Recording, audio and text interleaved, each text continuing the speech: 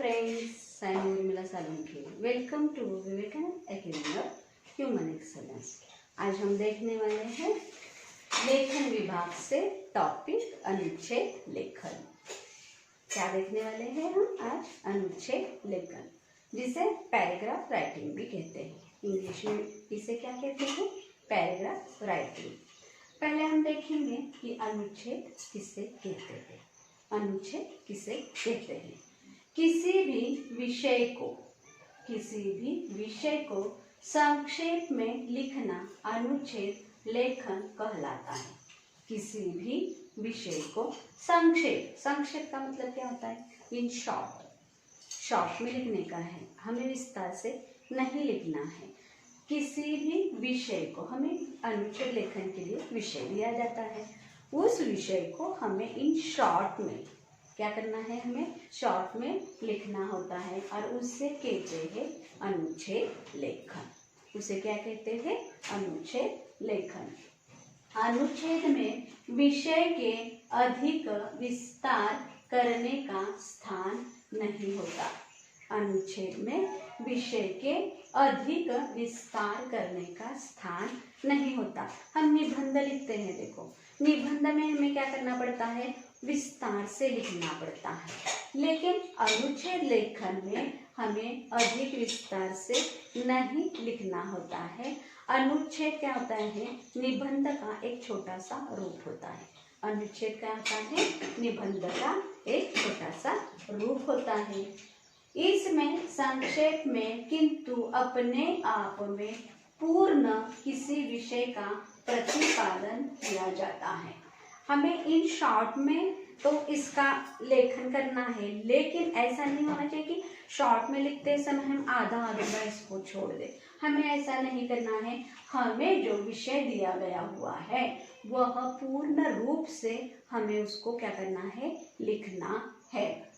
अनुच्छेद में 80 से 100 शब्दों में विषयानुसार विचार व्यक्त किए जाते हैं। अनुच्छेद लिखते समय हमें कितने शब्द लिखने हैं? 80 यानी कि 80 से 100 तक हमें शब्द लिखने हैं और उसके अंदर ही हमें क्या करना चाहिए? हमारा जो विषय दिया गया हुआ है उस विषय को हमें क्या करना है? लिखना है। और इसी सभी को क्या कहते हैं? अनुच्छेद लेखन। इसी को क्या कहते हैं? अनुच्छेद लेखन। फिर से हम दोहराते हैं, किसी भी विषय को संक्षेप में लिखना, किसी भी विषय को संक्षेप में लिखना अनुच्छेद लेखन कहलाता है। अनुच्छेद में विषय के अधिक विस्तार करने का स्थान नहीं होता है। इसमें संक्षेप मतलब क्या? शॉर्ट में। इसमें संक्षेप में किंतु अपने आप में पूर्ण किसी विषय का प्रतिपादन किया जाता है।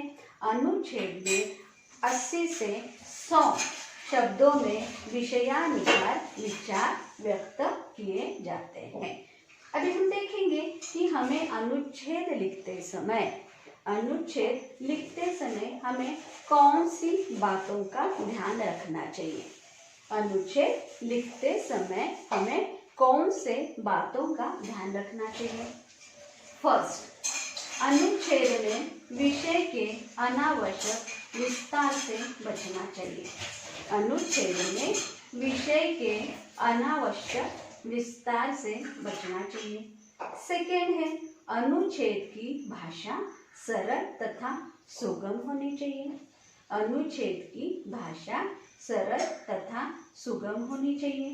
तीसरा है, विषय से संबंधित सभी बातों पर चिंतन करना चाहिए। 4, शब्द सीमा का ध्यान रखें। 5, पूरे अनुच्छेद में एक रूपता होनी चाहिए। 6, शुद्ध भाषा का प्रयोग करना चाहिए।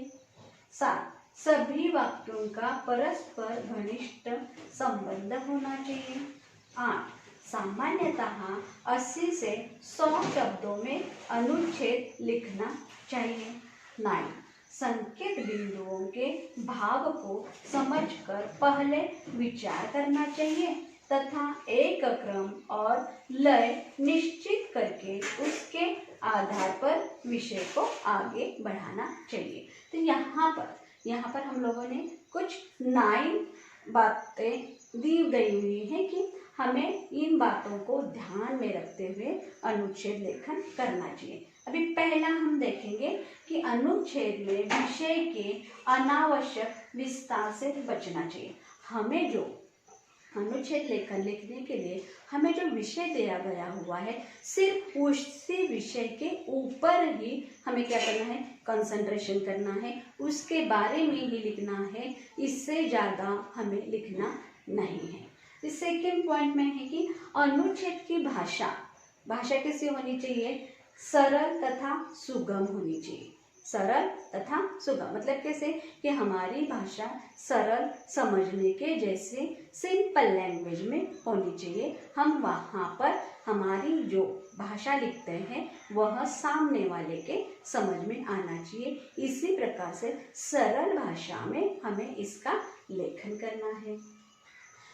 तीसरा है विषय से संबंधित सभी बातों पर चिंतन करना चाहिए। हमें जो विषय दिया गया हुआ है उसके ऊपर कौन कौन सी बातों के ऊपर हमें फोकस करना है, वही बातें ही हमें लिखनी होती है। शब्द सीमा का ध्यान रखें।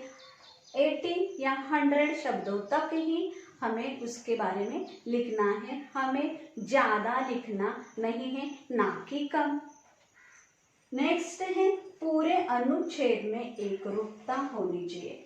हमें जो विषय दिया गया हुआ है उस विषय को ही ध्यान में रखते हुए उसका पूर्ण रूप से हमें क्या करना है, विवरण लिखना है।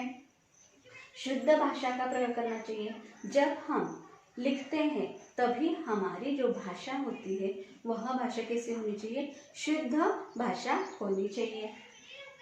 सभी वाक्यों का परस्पर घनिष्ठ संबंध होना चाहिए।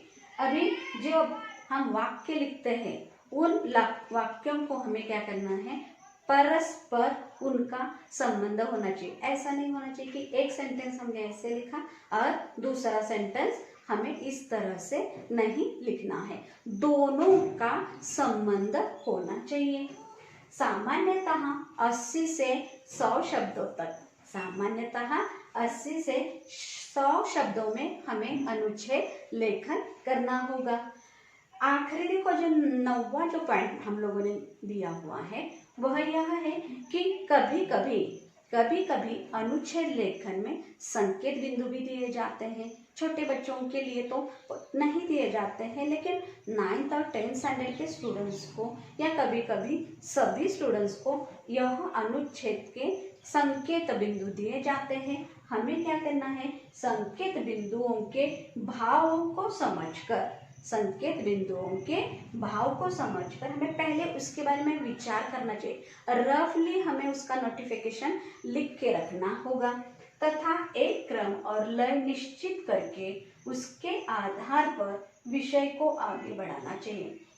हम क्या करेंगे, संकेत बिंदु को देखेंगे, फिर उसका क्या करेंगे, हम लोग क्रम से लिखेंगे रफ में, और फिर बाद में फेर करके हम अनुच्छेद लेखन लिख सकते हैं। तो यह सभी है अनुच्छेद लेखन के कुछ नियम और अनुच्छेद लेखन हमें कैसा लिखना है। मैं दोबारा से आपको ये कर देती हूँ कि अनुच्छेद किसे कहते हैं।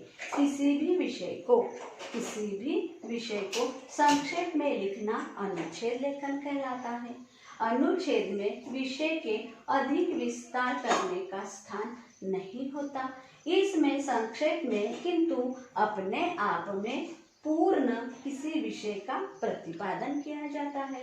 अनुच्छेद में 80 से 100 शब्दों में विषयानुसार विचार व्यक्त किए जाते हैं। अनुच्छेद लिखते समय हमें निम्न बातों का ध्यान रखना चाहिए। फर्स्ट, अनुच्छेद में विषय के अनावश्यक विस्तार से बचना चाहिए। सेकंड, अनुच्छेद की भाषा सरल तथा सुगम होनी चाहिए। 3, विषय से संबंधित सभी बातों पर चिंतन करना चाहिए। 4, शब्द सीमा का ध्यान रखें। 5, पूरे अनुच्छेद में एकरूपता होनी चाहिए। शुद्ध भाषा का प्रयोग करना चाहिए। सभी वाक्यों का परस्पर घनिष्ठ संबंध होना चाहिए। सामान्यतः 80 से 100 शब्दों में अनुच्छेद लिखना चाहिए। संकेत बिंदुओं के भाव को समझकर पहले विचार करना चाहिए तथा एक क्रम और लय निश्चित करके उसके आधार पर विषय को आगे बढ़ाना चाहिए।